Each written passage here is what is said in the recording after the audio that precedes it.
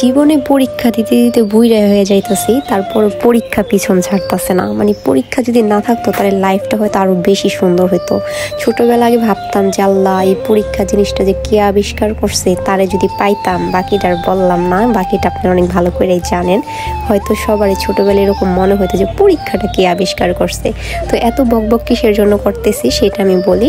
আসলে আমার 24 তারিখে হইতেছে ফাইনাল এক্সাম, তো যার কারণে আমি এখন অনেক বেশি কষ্টে আছি। কারণ পড়ালেখা করতে তো ভালোই লাগে, কিন্তু এক্সাম দিতে ভালো লাগে না। এখন আপনারা অনেকেই আমাকে বলেন যে আপু আপনি তো সারাদিন ভিডিও বানান, পড়ালেখা করেন না। আসলে ভাই আসলেই এবারকে আমি একদমই পড়ালেখা করি নাই, খালি ঘুরছি গাড়ছি।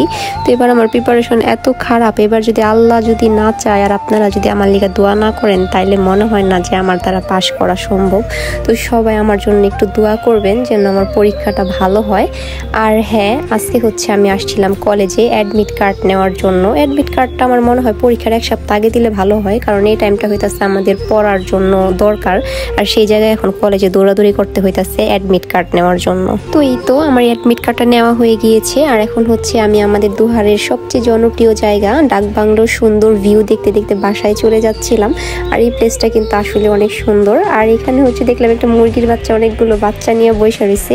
কি বললাম, আসলে একটা মুরগি অনেকগুলো বাচ্চা নিয়ে বসে রয়েছে। তো এই তো আজকের ব্লগটা এই পর্যন্তই। সবাই ভালো থাকবেন, আর হ্যাঁ সবাই আমার জন্য দোয়া করবেন। আল্লাহ হাফিজ।